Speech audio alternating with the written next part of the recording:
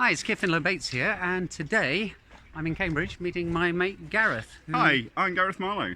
Hi, Kit, how are you? So we've proved that we are not the same person wearing a rubber mask. That's very true. We do exist. Okay.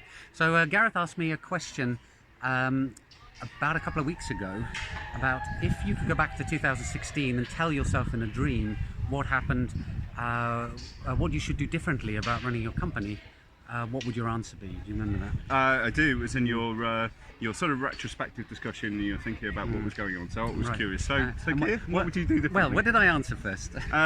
You answered something trite about going back and speculatively buying cryptocurrency, Right, which yeah. I thought was a bit of a cop-out. Yeah, indeed. Well, I do have an answer now, and I think the main problem I have is that if you, no matter how you try to tell people about what's going to happen when you're running a business and things you can do to mitigate it, you actually have to go through it in order to really internalize the experience. So when we had that retreat session at the cottage in Finland, you pointed a whole load of the stuff out to me that was going to happen, and I kind of understood it intellectually, and yet when it came to the gut decisions, it all still went wrong. So I'm not sure there's actually anything you can communicate through books or in a dream that will actually answer that question. I really think you do need to do the reading, but it's more so that when you experience the failure of launching a product, that you understand what went wrong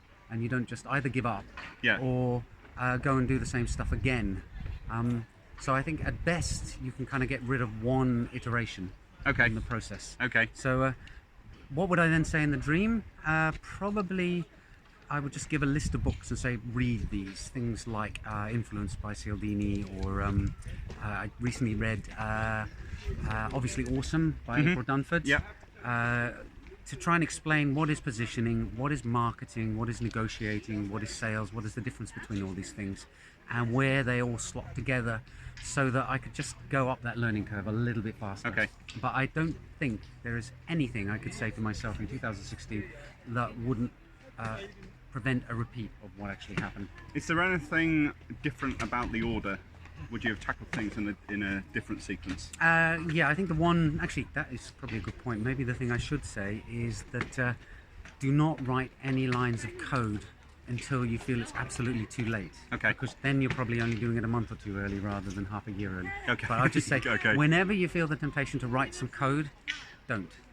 Just hold off, give it another week, a month, because it changes. Right. And when you start writing the code, that's when you start locking down what your product is actually going to do. Right.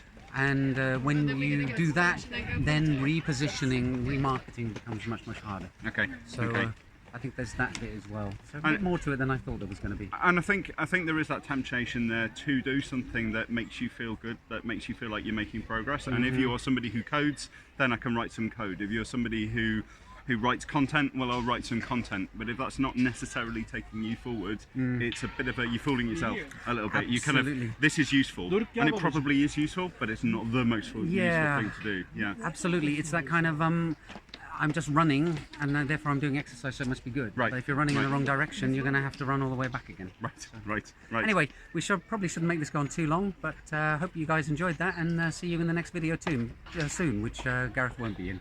That's right. Okay. Bye for now, guys. Cheers.